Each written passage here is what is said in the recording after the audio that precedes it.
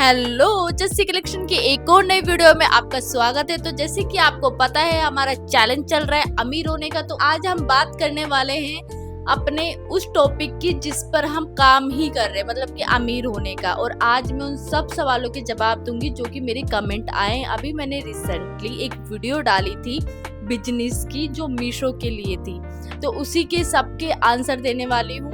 मैंने अभी क्वेश्चन निकाले हैं, मैं उनके आंसर दूंगी। तो देखो, सबसे पहले जो हमारा क्वेश्चन है वो है कि मीशो पे बिना जीएसटी के क्या सेल कर सकते हो। तो देखो, बिना जीएसटी के आप मीशो पे सेल नहीं कर सकते हो, इसके लिए जीएसटी की जरूरत पड़ेगी। क्यों? क्योंकि मैंने चेक करा, मेरे पास किसी का मैसेज था कि बिना जीएसटी के भी शायद कोई सेल हो रही है। मुझे लगा कि डायरेक्ट सेलर बन सकते हैं बिना जीएसटी के, तो मैंने लॉगिन करने की कोशिश करी लेकिन नहीं हुआ। फिर मैंने पढ़ा भी उनकी पॉलिसी की, तो उसमें भी नहीं था। हाँ, आप रीसेल कर सकते हो। देखो, मीशो पे दो ऑप्शन होते हैं। एक होता है कि सेलर, आप डायरेक्ट सेलर बन सकते हैं मीशो का, और एक होता है रीसेलर, वो भी मीशो के ही सेलर होता है। मैं सेल कर रही हूँ मीशो पे डायरेक्ट। आपने मेरी किसी भी चीज की, मतलब सोचो मैं जैसे ये माइक बेच रही हूँ, तो आपने मेरा वाला माइक मैं अपने 150 रुपए में बेच रही हूँ, लेकिन आपने क्या करा, इस माइक की फोटो उठाई और आगे शेयर कर दी। उसका प्राइस आपने मेंशन कर दिया 200 रुपए। ठीक है, तो वो 200 रुपए जैसे शेयर करते हैं लोग, फेसबुक पे करते हैं, आपके व्हाट्सएप पे करते हैं और ऑनलाइन प्लेटफॉर्म पे शेयर करते हैं लोग, ताकि इससे क्या होगा कि आप उनको ऑर्डर दो। आपके पास ऑर्डर मिला 200 का, आपने मीशो पे जनरेट कर दिया वो ऑर्डर, तो मीशो से जो जाएगा ना उनके पास, वो 200 रुपए की ही रिसिप्ट बन के जाएगी। मतलब मीशो ये नहीं करेगा कि 150 रुपए की रिसिप्ट बना के देगा, वो 200 की ही रिसिप्ट उसके पास जाएगी। जो आपने देखा होगा पार्सल के ऊपर पेपर जो आती है रिसिप्ट, उसको ही बोलते हैं। ये होता है रीसेलर। आप ऐसे भी कर सकते हैं, इसके लिए आपको जीएसटी की जरूरत नहीं पड़ेगी और ना ही किसी डॉक्यूमेंट की जरूरत है। आप डायरेक्ट उसमें लॉगिन करो और डायरेक्ट सेल करो। Perfect. और एक होता है डायरेक्ट सेलर, जिसमें आप खुद ही अपना आइटम डाल रहे हैं, चाहे वो कपड़े का हो, चाहे वो सूट का हो, चाहे वो ब्लाउज का हो, लेकिन वो आपके खुद का है और डायरेक्ट उसको ऑर्डर पे दे रहे हैं। उसमें ज्यादा ऑर्डर आते हैं। और रीसेल में तो ये होता है कि भाई कोई ऑर्डर कर रहा है तो आएगा, वरना तो नहीं आएगा। तो अगर आपको डायरेक्ट मीशो का सप्लायर, मतलब डायरेक्ट मीशो का सेलर बनना है, तो उसके लिए जीएसटी की जरूरत है। जीएसटी जरूरी नहीं कि वो आपके ही नाम से हो, आपके घर में किसी का भी हो, उससे भी आप लॉगिन कर सकते हो। वाओ, आई होप आपको इस चीज का समझ आ गया होगा। अब है हमारा दूसरा क्वेश्चन, पैकिंग का। तो देखो, जैसे मीशो का ऑर्डर आपके पास आया, तो पैकिंग में आपको क्या करना है, पन्नी में कर लो ज्यादा अच्छा है। देखो, पन्नी के साइज होते हैं, जो भी आप बेच रहे हो, आप सपोज करो ब्लाउज बेच रहे हो, तो ब्लाउज के लिए आप पन्नी ही यूज करेंगे। वो कुछ भी सेंसिटिव सामान जैसे कि कांच का होता है या फिर ऐसे टूटने वाला सामान होता है, उसी को ही ज्यादा रैप करके और डब्बे में रखे जाते हैं। आप ये देख सकते हो, इन वाले आइटम का यूज होता है, बाकी तो पन्नी में ही कपड़े डाले जाते हैं। तो उसको आप पैक करके रखोगे और वो पैकेट आप इसे पिक कर लेंगे। सिंपल सा है। और दूसरी बात एक और कि जैसे ऑर्डर के बाद कितना टाइम मिलता है आपको, तो देखो वैसे तो 48 घंटे मिलते हैं मीशो से कि आप पैक करके रख सकते हो। अगर आपका 12 बजे के बाद ऑर्डर आया तो आपको नेक्स्ट डे मॉर्निंग तक देना होगा, ठीक है। और अगर 12 से पहले आया तो आपको इवनिंग तक देना पड़ेगा पार्सल। तो इसमें क्या होता है ना कि अगर आप इस टाइम में दे देते हो तो मीशो आपको ज्यादा से ज्यादा ऑर्डर देता है, ये भी फर्क पड़ता है। हमारे स्टार के हिसाब से तो होता ही होता है, लेकिन अगर हम उसको अच्छे से जल्दी से पैक करके देते तो वो भी फर्क पड़ता है। तो ये तो हो गया हमारा पैकिंग का। अबे हमारा थर्ड क्वेश्चन हमारा ये था कि हमको कितना स्टॉक रखना पड़ेगा स्टार्ट करने से पहले। देखो, मैं आपको सच बताऊं तो अगर आपको सिलाई करके रखना है, जैसे कि सपोज करो आपको कुर्तियां सेल करनी है या ब्लाउज सेल करना है, तो आपको स्टार्टिंग में ही 50 तो कम से कम होने चाहिए। मैं कह रही हूँ कम से कम 50 होना चाहिए आपके पास बने हुए। क्यों? क्योंकि कुछ नहीं पता। देखो, स्टार्टिंग में क्या होता है ना, 1 2 5 10 20 25, 50, एक टाइम तो ऐसा आता है कि हजार भी क्रॉस कर जाता है। लेकिन स्टार्टिंग में 1000 इतना ऑर्डर नहीं आता है, स्टार्टिंग में ऐसे आता है 20, 30, 50, 100। लेकिन कुछ नहीं पता, अगर आपका माल हिट कर गया, आपका प्रोफाइल बिल्कुल मतलब बेस्ट सेलर पे आ गई, तो आप गिनती नहीं कर सकते इतने सेल आपके पास आ जाएंगे। मेरे साथ ऐसे हुआ था। मैं सच बताऊं तो मैंने कभी भी मीशो पे बना के नहीं सेल करा है,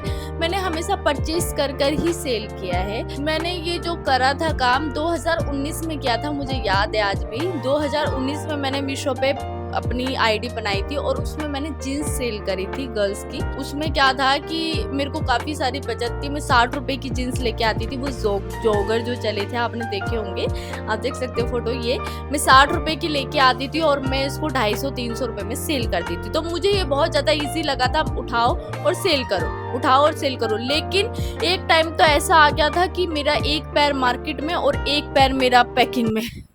सच में इतना ज्यादा फंस चुकी थी मैं, माल उठाने में लगी हूँ मैं, 1000-1000, 2-2000 पीस उठवा रही हूँ और फिर उसको पैक कर रही हूँ, उसकी प्रिंट निकाल रही हूँ, उसके पन्ने, मतलब मैनेज ही नहीं कर पा रही थी मैं, इतने ज्यादा ऑर्डर आए थे। और उस टाइम में सच बताऊं तो मीशो को 2019 में इतना पॉपुलर नहीं था। तो देखो उस टाइम तो मैंने छोड़ दिया था, लॉकडाउन हो गया था।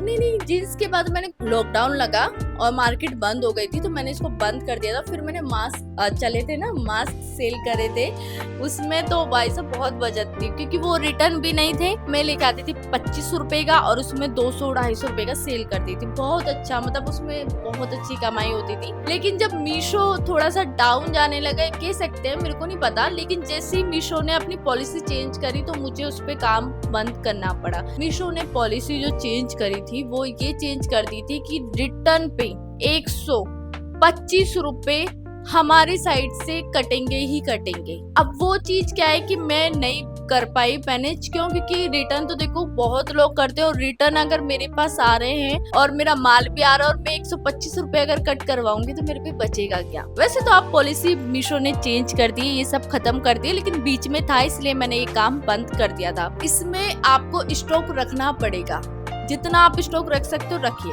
वरना तो आप मेरी मानो तो रॉ मटेरियल लेकर आओ और उसको सेल करो। लेकिन अगर आपके पास है ऑप्शन सिलाई करके आगे सेल करने का, तो आप वो भी कर सकते हो। Who's laughing now? चलिए, तो ये क्वेश्चन भी हमारा क्लियर हुआ। अब है हमारा 4th क्वेश्चन, जिसमें हम बात करने वाले हैं कि हम डायरेक्ट कोरियर कैसे कर सकते हैं। अगर हम इंस्टाग्राम पे सेल कर रहे हैं या यूट्यूब पे सेल कर रहे हैं या कहीं पर भी कैसे भी सेल कर रहे हैं ऑनलाइन प्लेटफॉर्म पे, तो हम कैसे कोरियर कर सकते हैं। देखो, इसके लिए तो आपको अपने नियर बाय कोरियर हाउस में जाकर ही बात करनी पड़ेगी। जैसे मेरे नियर बाय कोरियर हाउस है, उसमें मैं जाके बात करी, किलो का हिसाब समझी, वैल्यू का हिसाब समझी और उसी का ही रेट मैं आपको डिस्कस करूंगी। तो देखो, एक तो ये आप लिस्ट देख सकते हो, ये आपके नियर बाय मिलेंगे ही मिलेंगे, ठीक है। लेकिन थोड़ा सा मैं आपको आइडिया देना चाहूंगी इसके लिए। देखो, अभी क्या होता है, जैसे मेरी ड्रेसेस जाती हैं, मैं अपनी ड्रेसेस जैसे गिव वे भी करा मैंने, या फिर मैं अपनी कैसे भी भेजना चाहूँ, देखो दोनों में अंतर बताऊंगी मैं। क्लाइंट को और मैंने जो गिव वे करा है, दोनों में रेट फर्क है। क्लाइंट का जो ड्रेस जाती है वो कम से कम नहीं तो मेरी 700, 1000, 1200 फर्क पड़ता है जगह का, ठीक है।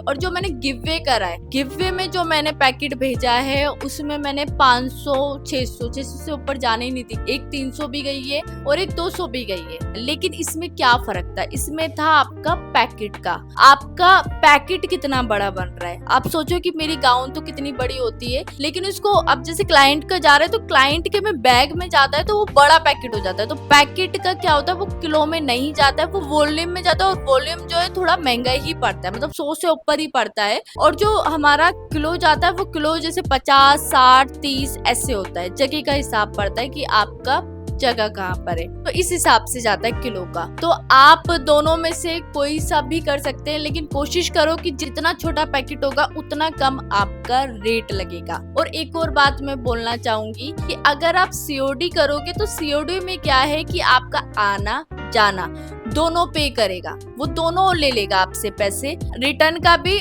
और यहाँ से भेजने का भी। वो सीओडी में करते ही करते हैं, चाहे आपका रिटर्न आए या ना आए। लेकिन अगर आप पे कर देते हो पहले से तो आपका एक साइड का ही पैसा जाएगा। तो इसलिए मैं हमेशा बोलती रहती हूँ कि आप ऑनलाइन पे कर दो पहले से, क्यों? क्योंकि ज्यादा पैसा क्यों देना है। तो देखो जी, मैंने जितने क्वेश्चन मेरे से हो सकते थे, जितनी सारी डिटेल में छान सकती थी, मैंने छानी है। क्या एक बात और बोलना चाहूंगी आपसे कि मीशो पे लिस्टिंग कैसे करते हैं और कितने कैटलॉग होने चाहिए, कैसे कैटलॉग होने चाहिए, ये सारी डिटेल अगर आपको जाननी है तो इसके लिए मैं सेपरेट वीडियो में आपके लिए बनाऊंगी। तो अगर आपको जाननी है तो मुझे कमेंट कर देना, क्योंकि मैं अब मैंने बताया था ना आपको कि मैं भी सेल करने वाली हूँ मीशो पे फिर से, तो मैं अपनी लिस्टिंग करूंगी सारे सामान की, तो मैं आपको भी बता दूंगी कि कैसे कैसे होता है। तो इसके लिए आपको मुझे कमेंट करना पड़ेगा पहले कि अगर आपको जानना है तो चीजें। अगर आपके पास जीएसटी नहीं है, घर में किसी का भी जीएसटी नहीं है, तो आप रीसेल कर सकते हो। अगर जीएसटी है या बनवा सकते हो तो आप मीशो ही नहीं, मिंत्रा, अमेज़न, फ्लिपकार्ट, आप इन सब पे सेल कर सकते हो। तो दुगना पैसा कमाना है तो थोड़ी सी जीएसटी बनवा ही लो। चलिए, तो फिर आज की वीडियो में सिर्फ इतना ही था और बाकी मिलते हैं नेक्स्ट वीडियो में। जब तक के लिए बाय बाय।